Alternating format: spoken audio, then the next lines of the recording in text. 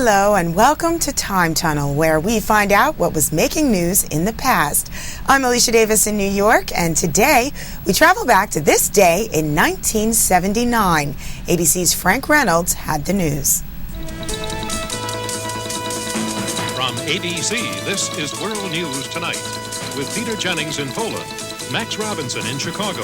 Tonight, Barbara Walters with National Transportation Safety Board Vice Chairman Elwood Driver.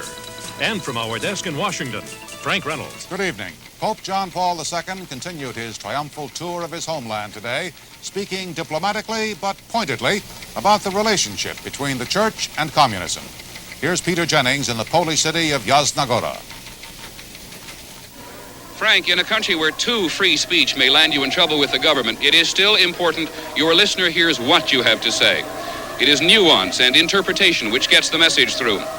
As the Pope came here to Jasna Góra today, his congregation waited to discover whether he would continue his excursion into the politics of Eastern Europe. John Paul has emphasized the reality. In Poland, at least, politics and religion are inseparable. He reminded the faithful Pope Paul VI had wanted to come here. The Polish government had said no. There is little doubt in any of these vast crowds that were this Pope not Polish, he wouldn't be here either. How potent is his message? Polish television has broadcast his visit, but is under instructions not to show how large the crowds are. This was largely a day devoted to the Virgin Mary, to whom this shrine is dedicated. But once again, he departed from his text, entrusting, he said, nations he could not name to her care. There is little doubt among the faithful. He carries the banner for all Christians behind the Iron Curtain. Here in Jasna Góra today, church officials charge government authorities with preventing the faithful from coming. The hunger to see the Pope is everywhere. Many Poles believe this will be the last time his homeland sees him in person.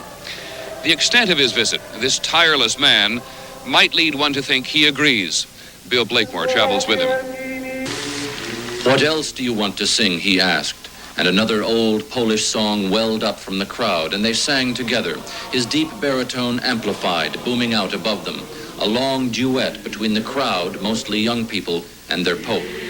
His speech had finished an hour before in this town square, but they wouldn't let him go, nor did he want to. In earlier days, as priest and bishop, he'd often hiked in his native mountains here with youth groups, sung around the campfire. The words of one song they sang now together: "Mountaineer, aren't you sad to leave? Aren't you sad? Come back to your mountain home." And another sung frequently in Poland with political overtones about the Black Madonna, at whose shrine the Pope prayed today. The Black Madonna is an icon painting of a dark-skinned Virgin Mary, credited with miracles including saving Poland from invaders 300 years ago, at which time she was named the Queen of Poland.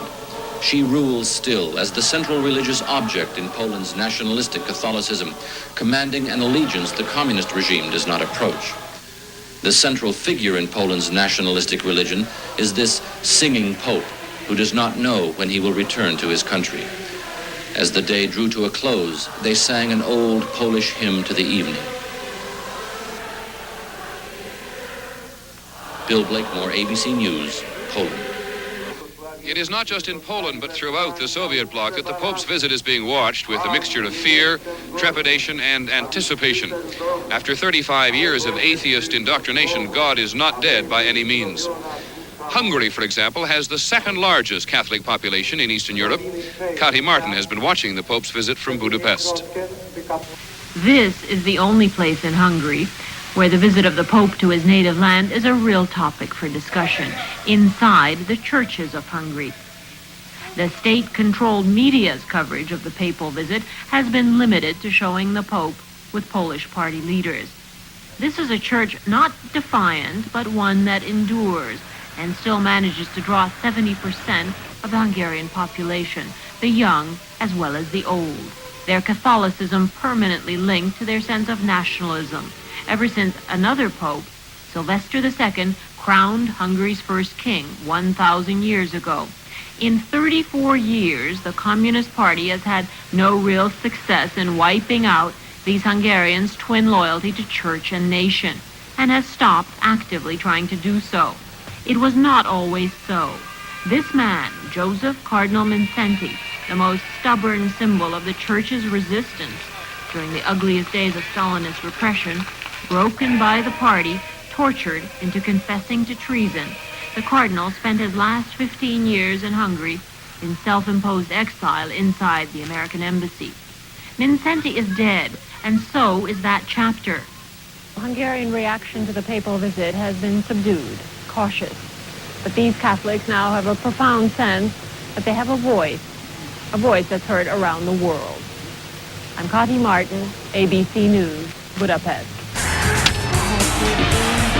Ask what you can do for your country.